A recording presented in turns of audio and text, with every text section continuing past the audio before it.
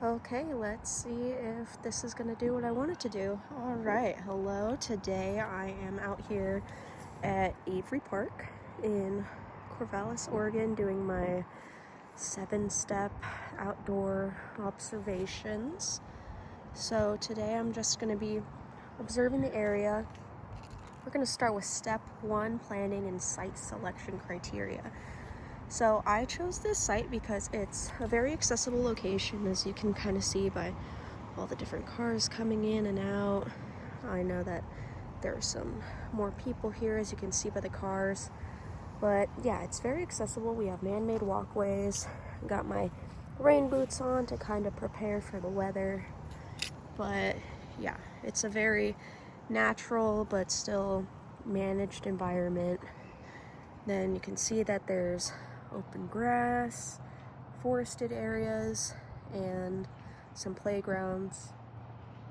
It's a nice little environment to be in, especially because I am alone doing this observational project. But with more people around, then it kind of minimizes my risk out here. So I'm not actually alone, just kind of feel like it a little bit.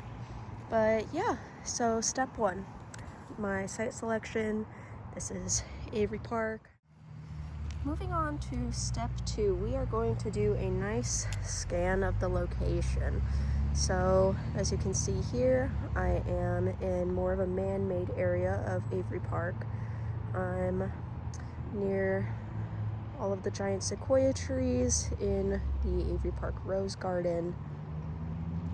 Just gonna keep on doing my little 360. There are so many different paths to kind of go on, different ways in and out of the rose garden. I am definitely going to do a quick pan up. Oh wow, look at that.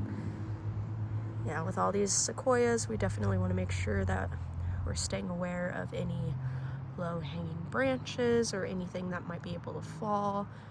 I know that there are quite a few pine cones dropping around me, so I do want to stay aware of that. But yes, this is gonna be step 2, scanning my location, and I think we're gonna start heading this way for the next part of our observational project. Okay, moving on to step 3, climate. So Corvallis overall usually has a pretty temperate climate, with it getting definitely a lot colder during these fall months. Right now I'm taking this video in October, and as you can see, it is pretty overcast and cloudy. Personally, what I'm feeling out here, I'm feeling a little bit of rain, some raindrops. I know that there is about 70% rain forecasted today. It's pretty chilly. It's about mid-50s right now. There is a pretty strong breeze going through here, about 6 miles per hour. And then every now and then it'll pick up and makes it pretty cold, pretty chilly. The air is pretty wet, but you know, these rains and everything that we're getting is gonna definitely help support this lush green grass. As it gets colder, it's gonna make it a little bit better for some of these roses over here as the season continues to go. But yeah, so step 3, climate, definitely pretty chilly, pretty overcast, but overall not too bad of a day for this project. Alrighty, so moving on to step 4, topography. As we can see, the park's topography is pretty gentle. We have some slopes, but not a whole bunch. It's overall pretty mild. This is just one part of the park that I am observing right now. I know as we kind of go through all of that brush and tree line, there's a lot more ridges, especially as we head down towards the river. So you can see from this zoom in that the topography does change, and you have a slope, and then there's going to be a dip behind there that leads down into the riparian zone, and we head towards the water over there. So overall, this part of the park is not mountainous by any means, but there are definitely some small variations in height, and especially like near the bases of these large sequoia trees, because it definitely comes up and does a nice little mound. But yeah, overall, definitely not mountainous, pretty flat. Got some nice gentle slopes mixed for a pretty nice even keel walk. Now, looking around, it is pretty easy to talk about step 5, so let's go ahead and do that right now. Step 5, observable biodiversity. Yeah, there are tons of different things around here that I can observe. Let's go ahead and start off with these pretty little flowers. Ooh, ketchup and mustard roses. All right. So yeah, we have a whole bunch of different species of roses around here.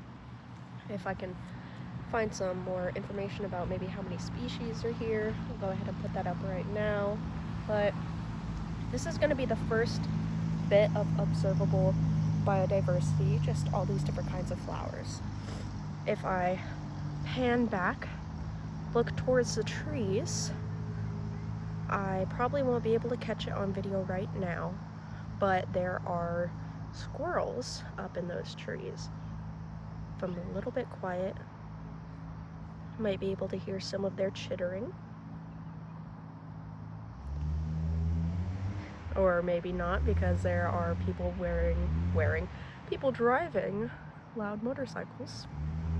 But yes, there are tons of squirrels in this area. I notice more and more of them come out, especially during the summertime. It's pretty nice to see them all gather. But there are different birds also in these large sequoia trees. Gosh, I love these sequoia trees. Probably could assume that there were some birds that made different nests in these trees.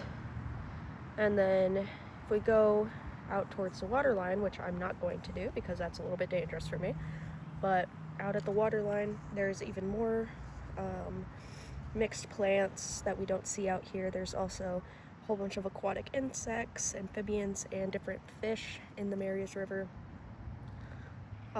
Yeah, but overall this park does have a lot of biodiversity within it. Lots of different things to document. But yeah, that's step 5, biodiversity. All right, guys, let's talk about step 6, ecology. Avery Park is a great example of a combination of human recreational areas and natural habitats. In terms of ecology, things like these big sequoia trees, they provide amazing nesting spots for all different types of animals, birds, squirrels, but then they also provide nice little bits of shade for us humans whenever we come and take part in exploring in the park. Look, someone probably was just chilling right here. They forgot their applesauce, but they were able to have a nice little recreational lay down in the park. And we can see these giant lush green areas of just open grass. These are perfect for pollinators like bees and butterflies. They're also perfect for people to walk their dogs or just have another nice little lay down. Okay, it is starting to get a little bit too cold for me, so we're gonna make our way back to the car. But let's go ahead and talk about step 7, conservation biology. Now, in terms of conservation biology, Avery Park definitely shows how these urban green spaces can play a role in just maintaining biodiversity. I mean, look at how many flowers there are right there. And even though this is a, city managed park, it definitely provides critical habitats for species here in the Willamette Valley. Keeping areas like this clean, controlling the invasive plants, and protecting the riverbank are super important steps towards, local conservation efforts, maintaining all of these species of roses, some of them very, very rare, adds on to the conservation biology of this area. So, yeah, that's my quick exploration of Avery Park. Thanks for joining me.